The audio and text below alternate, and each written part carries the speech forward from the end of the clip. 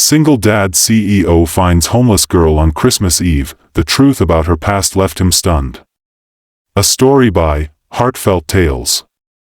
The bitter December wind cut through Marcus Chen's expensive wool coat as he hurried down the snow-dusted alleyway, his polished leather shoes clicking against the wet pavement. As CEO of Chen Technologies, he was used to working late, but Christmas Eve felt different somehow, lonelier. His phone buzzed with another missed call from his 7-year-old daughter Emma, probably wondering why Daddy wasn't home yet to help wrap the last of her presents. That's when he saw her. Curled up against a pile of cardboard boxes near the dumpster, a small figure lay motionless under what looked like a threadbare blanket. Marcus's first instinct was to keep walking. He had seen enough of the city's harsh realities during his rise to success. But something made him stop. Maybe it was the way the streetlight caught the edge of a tiny hand clutching the blanket, or maybe it was the realization that this person was no bigger than his own daughter. "Hey," he called out softly, approaching slowly. "Are you okay?" The figure stirred, and Marcus's heart nearly stopped. A little girl, no more than 8 or 9 years old, looked up at him with the largest, most frightened brown eyes he had ever seen. Her face was streaked with dirt, her dark hair matted, and her lips had a bluish tinge from the cold. "Please don't call the police," she whispered, her voice barely audible above the wind.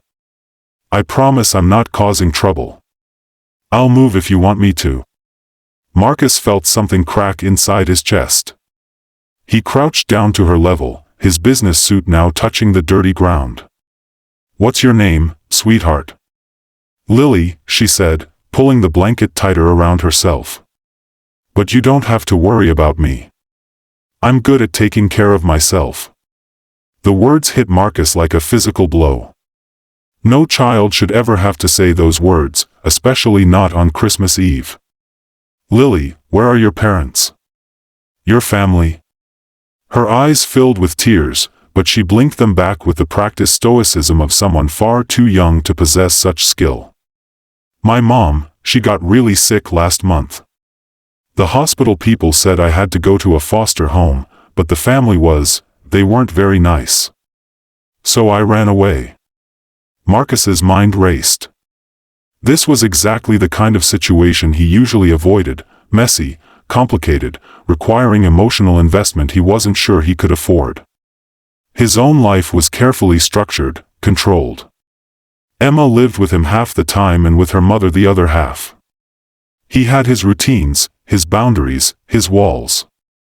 But looking at this little girl, seeing the way she tried so hard to be brave while clearly terrified, he couldn't just walk away. "Lily, it's Christmas Eve, and it's freezing out here. You could get really sick." He paused, weighing his words carefully. Would you like to come get some hot food? Maybe a warm place to sleep tonight?" Suspicion flickered across her young features. "Why would you want to help me? You don't even know me." The question pierced through all of Marcus's carefully constructed defenses. Why was he offering? He thought of Emma, safe and warm in her mother's house, probably asleep with visions of tomorrow's presents dancing in her head. Every child deserved that kind of security, that kind of love. "Because," he said simply, "it's what someone should do." After much gentle coaxing, Lily agreed to come with him. Marcus helped her to her feet, noticing how thin she was beneath the oversized sweater she wore.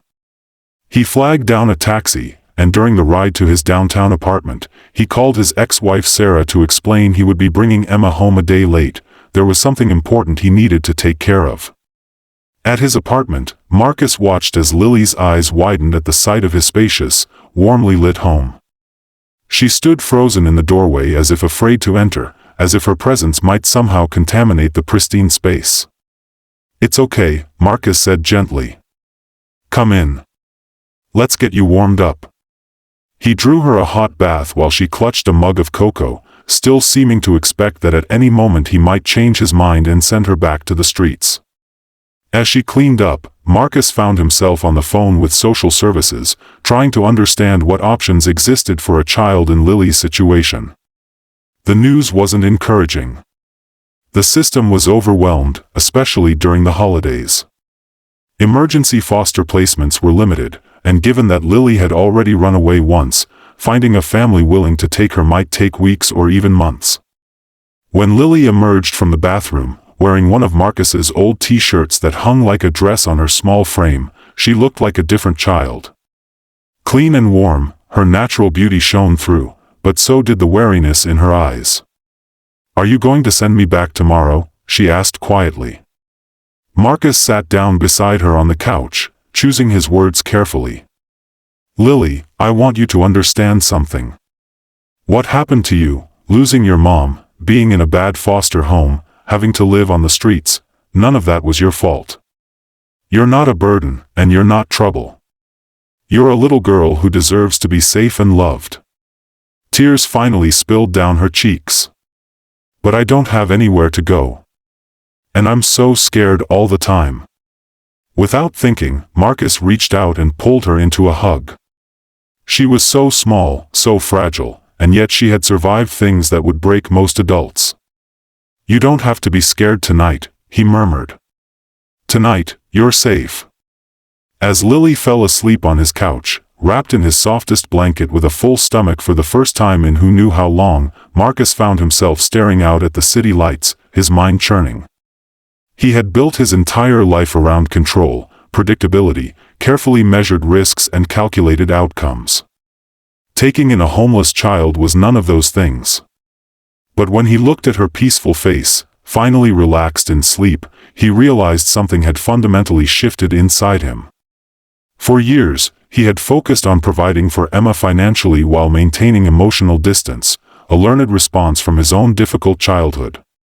He had convinced himself that being a good father meant being a successful businessman first. Watching Lily sleep, he understood how wrong he had been. Christmas morning arrived with snow falling gently outside the windows. Marcus woke to find Lily already awake, sitting quietly on the couch as if afraid to move or make noise. The careful distance she maintained, even in sleep, broke his heart. "Good morning," he said softly. "How did you sleep?"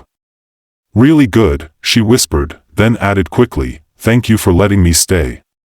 I can leave now if you need me to." Marcus sat down across from her.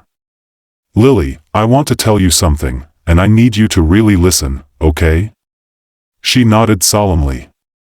"I have a daughter named Emma. She's 7 years old, and she's the most important thing in my life. But I realized something last night. I've been so focused on giving her things, on providing for her financially, that I forgot the most important part of being a father." Lily tilted her head, confused. "Being present," Marcus continued. "Really being there, not just buying presents or paying bills, but actually showing up emotionally. You reminded me of that."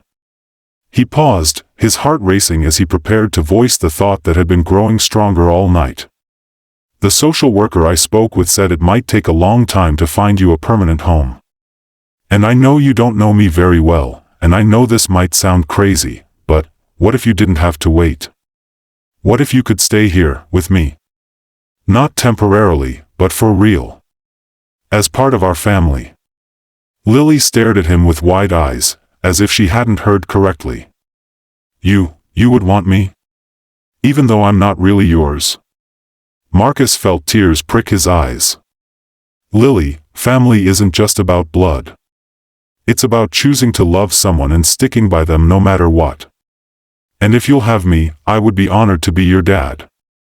The transformation on her face was like watching the sun rise.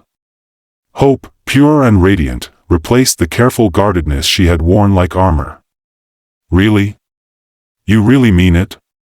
"I really mean it," Marcus said, and as she launched herself into his arms, he knew with absolute certainty that this was the most important decision he would ever make. The legal process would be complicated, he knew. There would be home studies and background checks and mountains of paperwork. But as he held this brave little girl who had survived so much, Marcus felt something he hadn't experienced in years: purpose beyond profit, love beyond logic, a future beyond his carefully laid plans. When Emma arrived later that Christmas day to find she had a new sister, her reaction was immediate and wholehearted joy. "I always wanted a sister," she exclaimed, immediately taking Lily by the hand to show her the presents under the tree. Watching his daughters, for that's what they were now, both of them, playing together by the Christmas tree, Marcus realized that sometimes the greatest gifts come not wrapped in paper and ribbons, but in the form of unexpected encounters that crack our hearts wide open and let love flood in. That Christmas Eve, he had thought he was rescuing a homeless child. He never imagined that, in truth, she had rescued him, from a life of emotional isolation, from the misconception that success was measured only in dollars and achievements, from the fear of opening his heart completely to another human being. As snow continued to fall outside and laughter filled his once quiet apartment, Marcus understood that the best kind of miracle isn't the kind that changes your circumstances. It's the kind that changes your heart, opening it wide enough to embrace a love you never knew you needed. And sometimes, that miracle comes in the form of a little girl sleeping rough on Christmas Eve, brave enough to trust a stranger's kindness and generous enough to share her resilient spirit with a father learning, for the first time, what it truly means to be present for the people he loves.